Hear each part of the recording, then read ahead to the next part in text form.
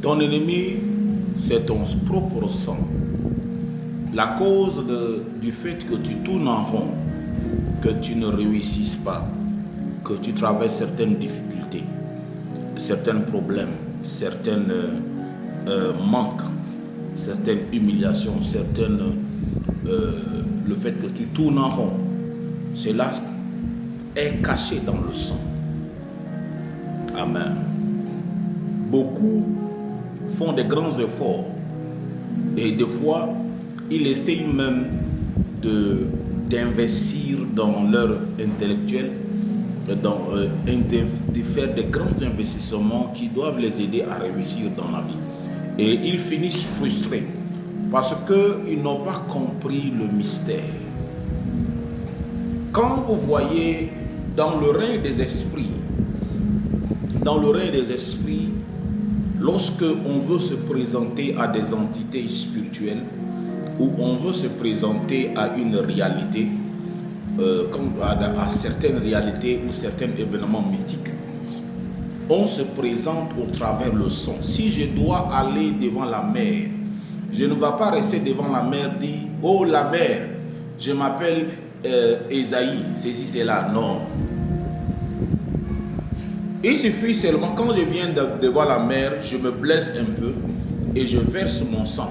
Mon sang coule et ça tombe dans la mer. Immédiatement, la mer sait que, à partir de mon sang, la mer sait directement.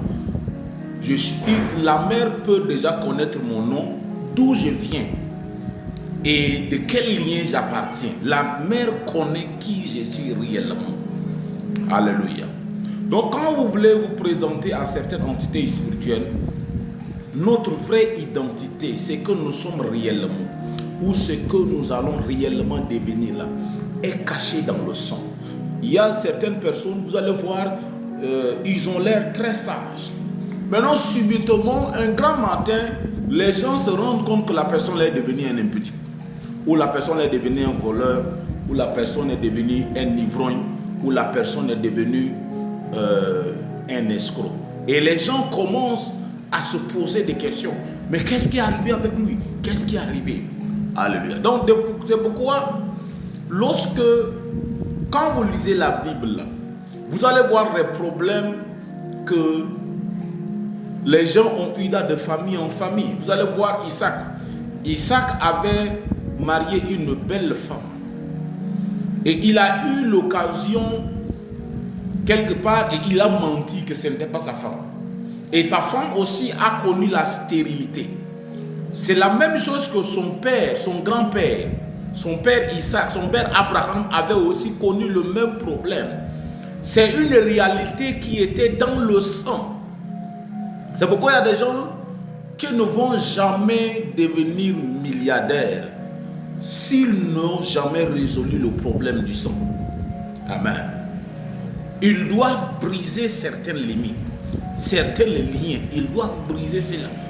Ils doivent créer une certaine... C'est pourquoi vous allez voir, la plupart des milliardaires, la plupart des grands hommes les plus puissants là, vous allez voir à un moment donné de leur vie, il y a eu ce qu'on appelle la séparation.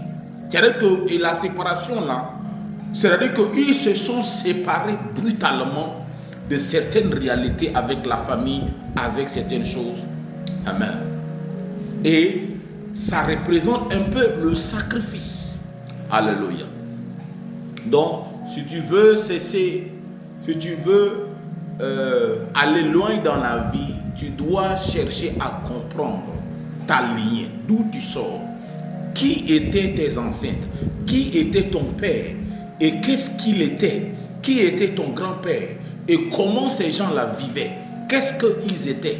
Tu dois comprendre ces choses.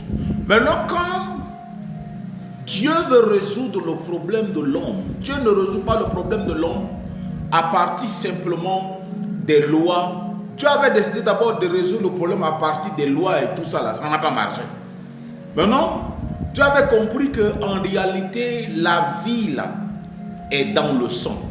Donc, il faut essayer de racheter l'homme, le faire le libérer de ses liens de malédiction de ces liens de péché, de ces liens d'obstacles et de l'introduire à une nouvelle lien.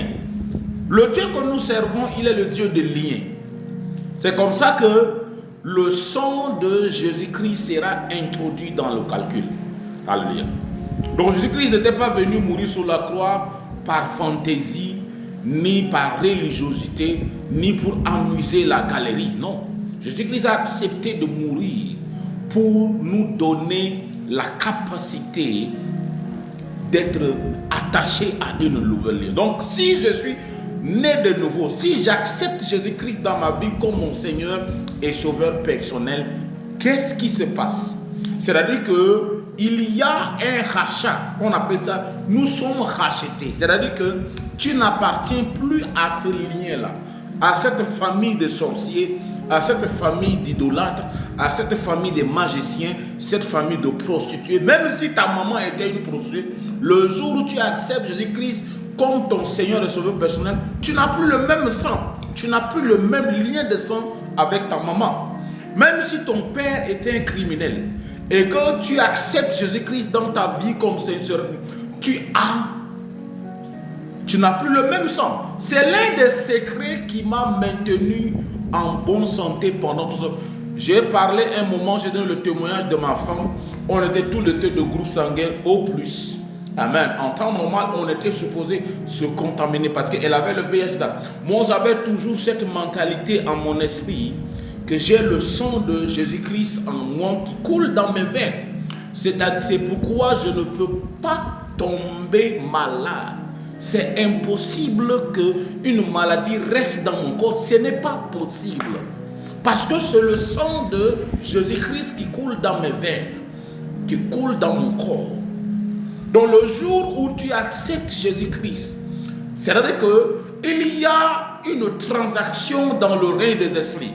Tu n'es plus lié à cette famille. Je ne parle pas le fait que tu acceptes de devenir membre d'une église. Je parle le fait d'accepter de devenir une nouvelle personne. La Bible dit, si quelqu'un est en Christ, il est une nouvelle créature.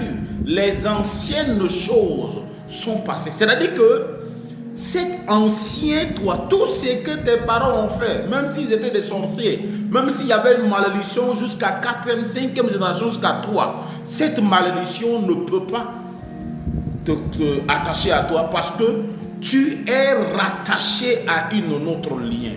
C'est-à-dire que tu as maintenant en toi le sang de la royauté. Tu as le sang de la grandeur. Nous savons tous quand Jésus-Christ était sur la terre, il n'était jamais tombé malade. Même pas les maux de tête. Alléluia.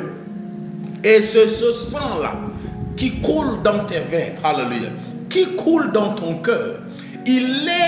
C'est pourquoi beaucoup de personnes ne comprennent pas ce qui veut dire réellement être chrétien. C'est parce que nous avons mal présenté la chrétienté que les gens pensent que la chrétienté consiste à devenir membre d'une église et appartenir à une communauté. Oui, c'est bien d'appartenir à une communauté. Mais une autre chose, c'est de naître réellement de nouveau. Tu dois être racheté par le sang de Christ. Tu dois accepter que cette vie-là, que tu as héritée de tes parents, c'est la cause de ton problème. Tu dois te séparer de ça. Tu dois te séparer de cette vie et accepter Jésus-Christ véritablement pour que tu commences à manifester la royauté. Tu commences à manifester la grandeur. Tu commences à vivre une vie surnaturelle pour que tu accueilles la vie de Dieu qu'on appelle le Zoé. Il y a une dimension de vie que les religieux ne peuvent jamais expérimenter, qui est le Zoé. C'est-à-dire que le Zoé, c'est la vie de Dieu, la vie de Jésus-Christ qui coule en une personne. Cette vie t'accorde la capacité de vivre le surnaturel. C'est pourquoi si tu n'es pas encore né de nouveau, tu dois prendre cette décision avec moi. Dis, Seigneur, je reconnais que je suis un pécheur. J'ai été un religieux. J'ai été méchant. J'ai marché sous la voie de mes pères. À partir d'aujourd'hui, je ne veux plus marcher sous la voie de la méchanceté de mes pères. mais je veux t'appartenir, je veux te servir, je veux te louer toi seul, Seigneur Jésus-Christ. Sois mon maître, sois mon Seigneur et mon sauveur personnel, sois mon Dieu. Et à partir d'aujourd'hui, je veux t'adorer avec ma vie, avec tout ce qui est en moi, au nom de Christ. Si tu as fait cette prière, sache que tu es déjà sauvé. Tu es né de nouveau. Cherche une église qui prêche la parole, qui croit que Jésus-Christ est mort et ressuscité, et qui croit que Jésus-Christ est Dieu.